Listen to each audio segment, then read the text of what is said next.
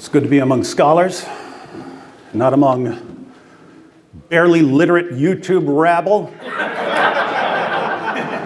and their unrefined, unsophisticated videos. Lots of people think that the Satanic Verses is just the title of a Salman Rushdie novel, but the story of the Satanic Verses goes all the way back to 7th century Arabia. Rushdie's novel is called The Satanic Verses because it contains a fictionalized dream sequence about one of the most embarrassing events in the life of Muhammad. According to our earliest Muslim sources, Muhammad, the prophet of Islam, once delivered a revelation from Satan. This revelation promoted belief in three pagan goddesses, Allat, Al-Uzza, and Manat, as intercessors with Allah.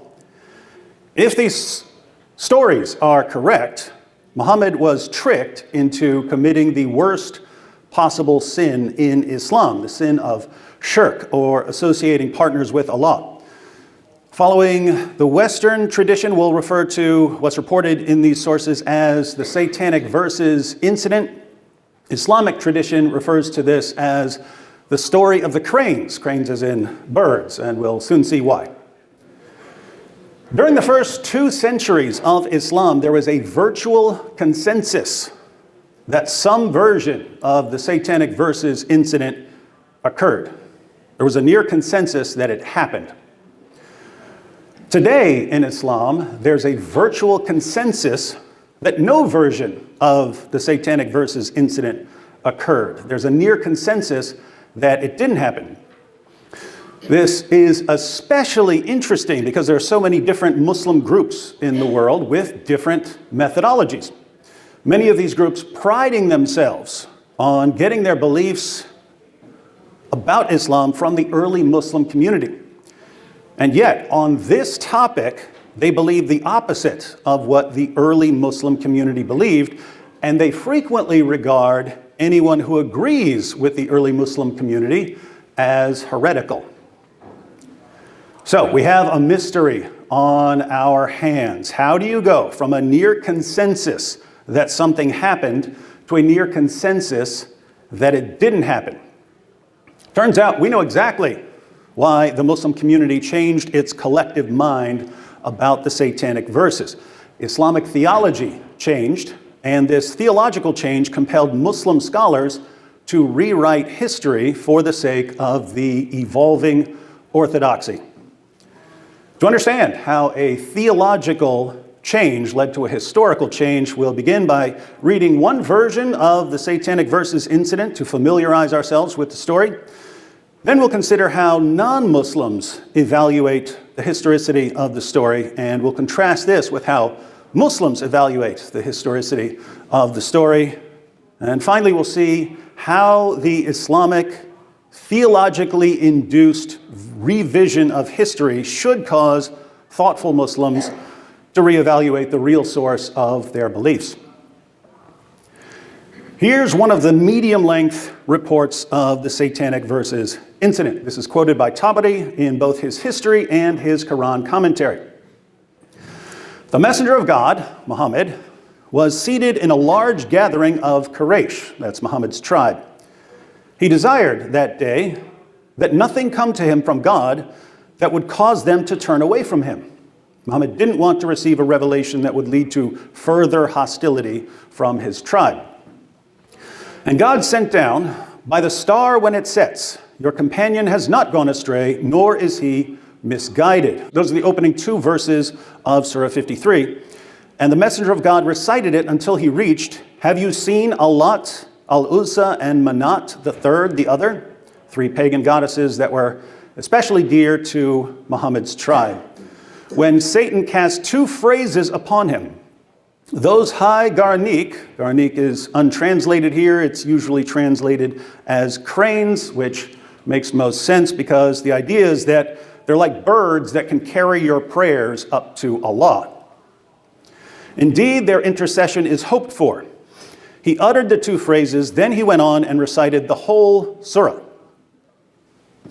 At the end of the surah, he made the sajda, prostration, and the whole gathering made the sajda with him. Walid bin al-Mughira took some of the dirt to his forehead and made the sajda upon it. He was an old man and was unable to make the sajda fully. He had trouble prostrating because of his age. They were satisfied with what he had uttered and said, "We know that Allah gives life and death, and that it is He who creates and sustains. But these gods of ours intercede with Him on our behalf. And when you give them a share, we are with you." So Muhammad's tribe believed that Allah is supreme. But they also believed that Allat, Al-Uzza, and Manat intercede with Allah on their behalf. Muhammad finally agreed with them, so they decided to support Muhammad. In the evening, Jibreel, supposedly the angel Gabriel, came to him, and he, the prophet, went over the surah with him. When he, the prophet, reached the two phrases Satan had cast upon him, he, Jibreel, said, "I did not bring you these." And the messenger of God said, "I have fabricated against God and have said on God's behalf that which he did not say." So God revealed to him, "And they strove to tempt you away from that with which we have inspired you, that you might fabricate against us something other than it, until his words, and then you would have found no helper against us." Surah 17, verses 73 to 75. He remained distressed and anxious until there came down, "And we have not sent before you a messenger or a prophet," to his words, "and God is all-knowing, all-wise." So Muhammad was still worried about what he had done until Allah revealed this verse, Surah 22, verse 52, which we'll look at in a moment. The immigrants in Abyssinia heard that all the people of Mecca had accepted Islam. So they returned to their clans, saying, "They are dearer to us." And they found the people had reverted to their former condition when God had abrogated what Satan cast. Some of the Muslim community had moved to Abyssinia, modern Ethiopia, to avoid persecution. But they decided to return to Mecca when they heard that the polytheists had embraced Islam. By the time they returned, however, the polytheists were enemies yet again because Muhammad took back what he had said. Let's look at the two most relevant Quran passages according to the story of the Satanic verses. Surah 53, verses 19 to 22, depending on the translation, originally said something like this: "Have you not heard of Allat and Al-Uzza and Manat, the third, the other? These are the exalted cranes whose intercession is to be hoped for." This promoted the intercession of pagan goddesses. In the Quran now, the passage says, "Have you not heard of Allat and Al-Uzza and Manat, the third, the other? Are yours the males and his the females? That indeed is an unfair division." Instead of promoting the intercession of pagan goddesses, it's asking why the Arabs would ascribe 3 daughters to Allah when the Arabs prefer male offspring. Why are you saying Allah has daughters and you guys don't like daughters? The other most relevant passage is Surah 22, verse 52, which Allah revealed to comfort Muhammad after he realized what he had done.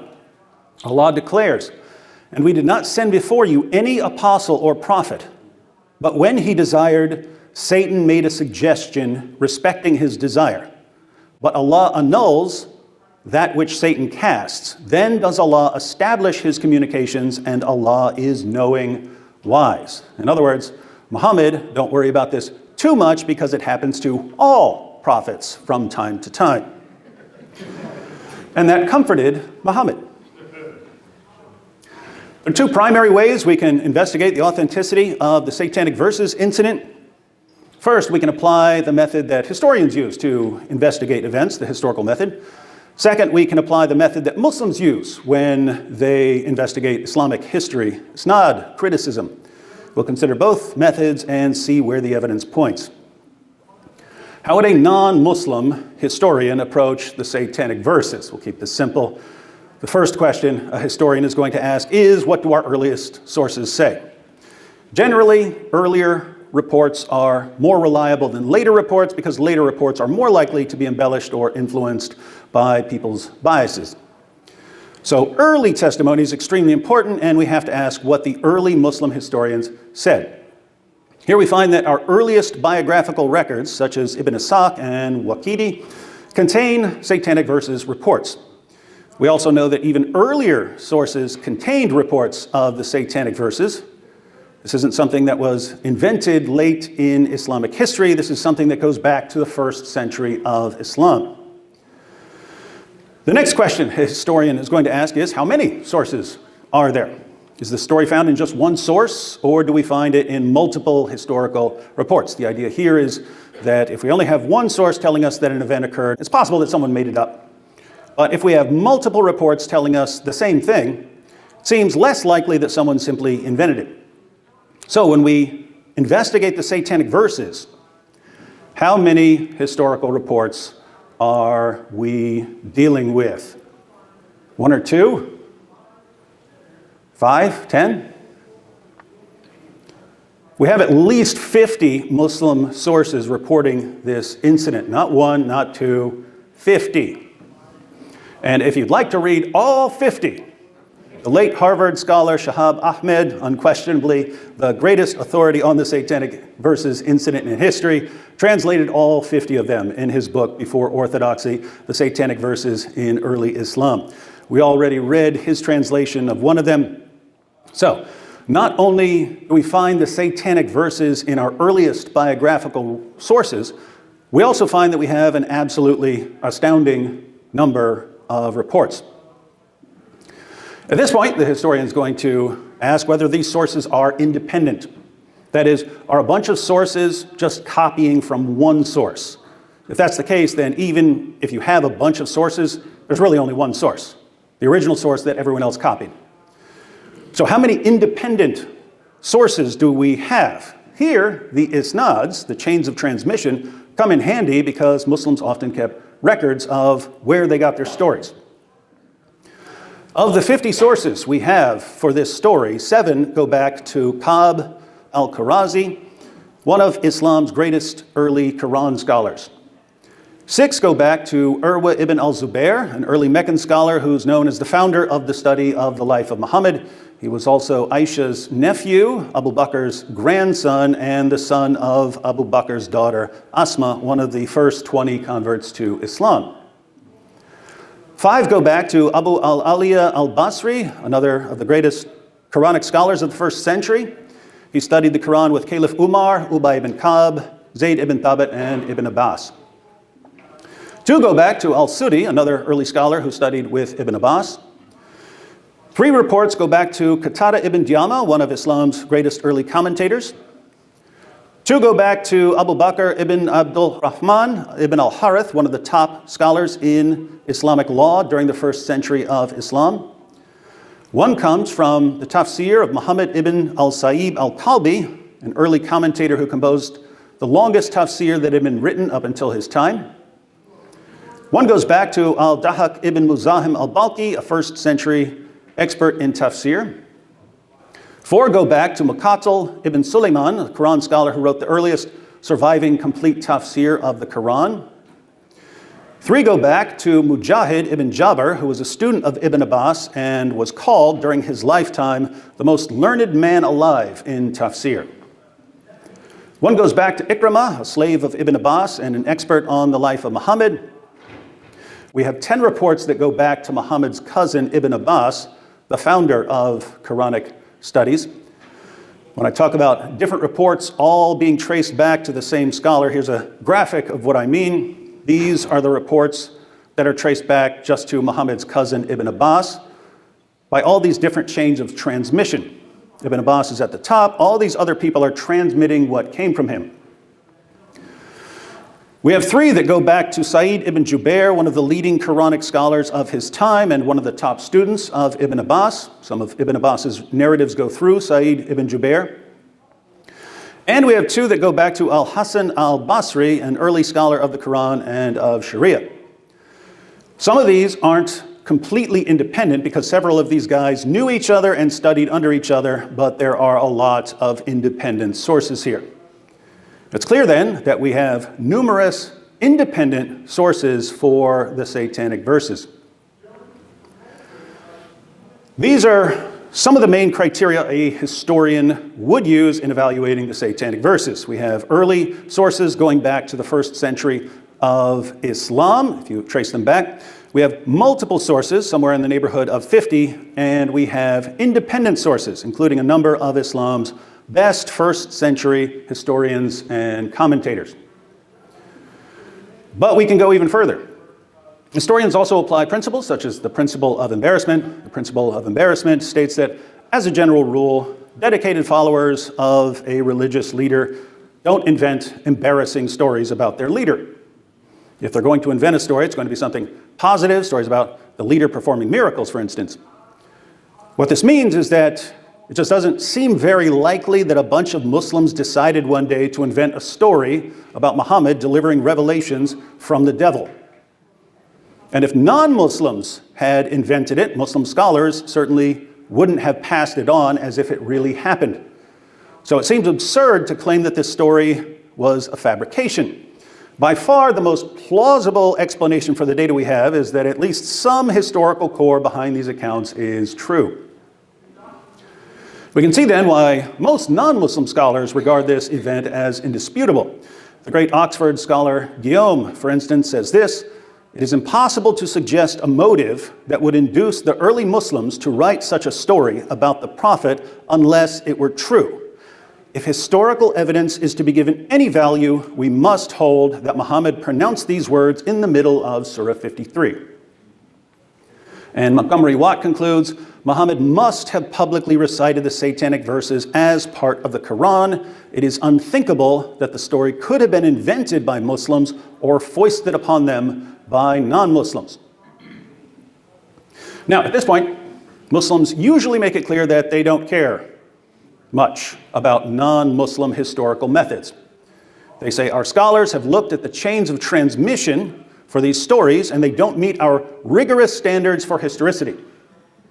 If you're not familiar with the Muslim method of historical investigation, Muslims have stories about Muhammad, and those stories come with lists of names. I got it from so-and-so, who got it from so-and-so, who got it from so-and-so, and so on.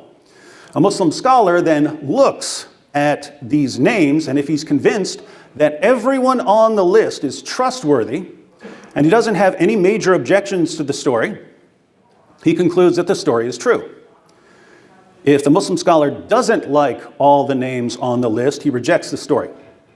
This is the standard Muslim excuse for rejecting all kinds of historical information about Muhammad, but it's based on a complete misunderstanding of the proper application of isnad criticism. In the early centuries of Islam, there were three main genres of Islamic literature. First, there was the Sirah Maghazi literature, which consisted of straightforward historical narratives about Muhammad or the battles of the early Muslim community. The emphasis of the Sirah Maghazi scholars wasn't on establishing doctrine or practice. The emphasis was on providing a biography of Muhammad and sometimes of his companions. Second, there was the tafsir literature. Tafsir scholars provided commentary on the Quran. They weren't obsessed with having chains of transmission going back to a companion of Muhammad, although they would sometimes include isnad chains. But the tafsir scholars would often include any important interpretations of the Quran that they could find. That's why if you look up a Quran verse in Tafsir Qurtubi or Tafsir Ibn Kathir, they might give you a dozen or more interpretations of what a Quran verse means. Third, there was the hadith literature. The hadith literature consisted of sayings and deeds that established orthodox Islamic doctrine and practice.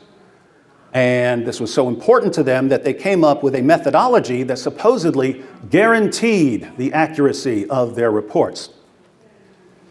Here's the key. These three kinds of literatures had different methodologies. The hadith scholars insisted on having complete isnads that go all the way back to a companion of Muhammad. The Sirah Maghazi scholars often gave abbreviated isnads, or they would simply appeal to a known authority on some issue. They had a different methodology. And the tafsir scholars would try to incorporate everything they could find from respected commentators about whatever Quran verses they were commenting on. Now here's where the error comes in. The main reports of the Satanic verses are found in the Sirah Maghazi literature and in the tafsir literature. We read about the Satanic verses in biographies and in Quran commentaries. Think about why. What orthodox Islamic belief or practice is established by the Satanic verses incident? None. It's biographical information about Muhammad, and it's the background of certain verses in the Quran.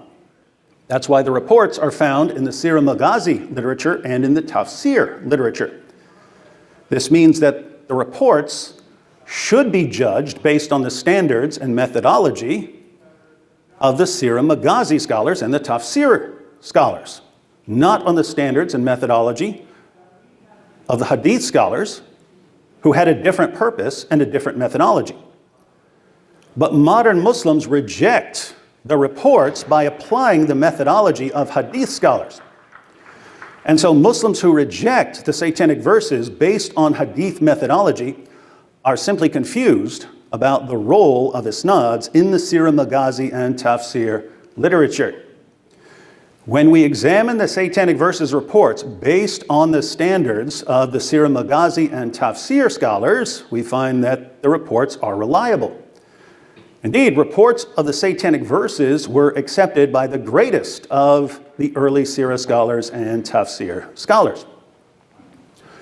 So if we judge these reports based on the types of literature they're actually contained in, the reports turn out to be as solid as just about anything from the first century of Islam. But just for fun, let's go ahead and apply the standards of the hadith scholars to the Satanic verses, because sometimes people did include very detailed isnads. Here's an isnad that goes from Ibn Mardaweh back to Ibn Abbas, Muhammad's cousin. Now, this is a complete chain. Al-Suyuti said that it was made up of reliable transmitters. So what excuse do Muslim scholars come up with to reject it? Well, even though almost all of these early guys are known to be reliable, we don't know a lot about Muhammad ibn Ali here. We have no reason to distrust him, but if you're looking for any excuse whatsoever to reject the chain, we don't know much about him. Let's look at another. What's wrong with this isnad? It goes back to Ibn Abbas, and everyone in the chain is reliable. So why don't Muslims accept it? Well, one of the scribes who passed on the report wrote a note saying that he didn't trust it. He didn't trust it for theological reasons. He couldn't believe that Muhammad had delivered the Satanic verses. So a scribe wrote a note saying he didn't trust the report, and Muslim scholars say, there, it says right there that someone didn't trust it. It must be false, despite the fact that the entire chain is sound. If you're looking for any reason to reject a version of the story, you can apparently find one. But if you're looking for the best explanation for the evidence we have, it really, really looks like at least the core of this story is authentic. As I said, hadith scholars were focused on sayings and deeds of Muhammad that established orthodox Islamic belief or practice. And interestingly enough, hadith scholars were fine with Sirah Maghazi and tafsir scholars using different methodologies. The hadith scholars would say, so-and-so is trusted in Sirah, but we don't trust him in hadith. So-and-so is trusted in tafsir, but not in hadith. They understood that they had different purposes with different methodologies. So why apply hadith methodology to reports in different genres that used different methodologies? The Satanic verses incident didn't establish orthodox Islamic belief or practice. Why apply hadith methodology? During the 2nd century of Islam, Muslim scholars modified the doctrine of Ismat al-Anbiya, the protection of the prophets. The doctrine of Allah's protection of the prophets originally meant that Allah will protect a true prophet from persisting in any major error. A prophet might commit some major error, but Allah would bring him out of it. Well, that original doctrine didn't conflict at all with the Satanic verses incident. On the contrary, the Satanic verses incident fit in perfectly with this understanding of Allah's protection of the prophets. Muhammad was deceived, he committed a major error, and Allah corrected him. Since the story didn't violate the doctrine, the Hadith scholars didn't interfere. But the doctrine of Allah's protection of the prophets changed over time. Eventually, during the 2nd century, the doctrine came to mean that Allah would protect a true prophet from committing any major error, and that true prophets are infallible when they transmit revelation. So when this modified doctrine of Allah's protection of his prophets became the orthodox position in the 2nd century, a conflict started brewing. If Allah will protect a true prophet from committing any major error, and if true prophets are infallible when they transmit revelation, then reports of the Satanic verses incident are at odds with Orthodox Islam. In other words, once the doctrine changed, Sirah Maghazi scholars and Tafsir scholars were interfering with and contradicting Orthodox Islamic belief and practice. Hence, the Hadith scholars began stepping in, and over the centuries, the Hadith scholars won in Islam. But we have no obligation to obey the changing standards and doctrines and methodologies of later Muslim scholars, so I don't see how we're under any obligation to reject the Satanic verses incident based on these changing standards and doctrines and methodologies. So we're free to go where the earliest evidence points. We can also encourage our Muslim friends to carefully consider where their beliefs really come from. Hadith methodology doesn't come from Allah or Muhammad. People made it up. Certain doctrines, like Allah's protection of the prophets, were modified by human beings and used to rewrite history. If, God forbid, I were a Muslim, I would obviously have to believe that Muhammad was a prophet. But that wouldn't mean that I have to treat later Muslim theologians and historians as prophets who decide what I have to believe. If I were a Muslim, I think I would solve this problem by rejecting the modified doctrine of Allah's protection of the prophets and return to the original doctrine which allowed Muhammad to fall into major error, only to have Allah pull him out of it.